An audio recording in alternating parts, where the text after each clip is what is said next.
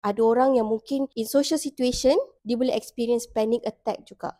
Izzat, apa itu social anxiety? Okey, bayangkan seseorang tu dalam keadaan sosial, bila berhadapan dengan orang lain, dia ada satu perasaan takut yang dia ni akan melakukan sesuatu yang memalukan, dia akan appear clumsy or people are going to judge. So that feeling of fear tu boleh menyebabkan seseorang tu mengalami simptom-simptom anxiety macam jantung berdebar-debar, berpeluh, tangan shaking. Kalau Amani bayangkan nak perform on stage, Okay. we will feel that nervous anxiety kan. Tapi bagi setengah orang, keadaan tu sangat intens, berlarutan sangat lama, sangat kerap berlaku sehingga mungkin dia mengganggu hidup mereka lah. Ada orang yang mungkin in social situation, dia boleh experience panic attack juga. Apa contoh behavior dia?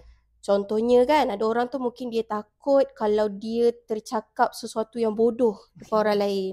Ada yang takut masa dia tengah menulis ke orang duk tengok dia buat benda tu. Okay. So those are some examples of behavior lah. Anything yang related dengan kita dalam keadaan sosial di mana orang lain mungkin sedang memerhatikan ataupun kita rasa orang lain judge kita. Okay.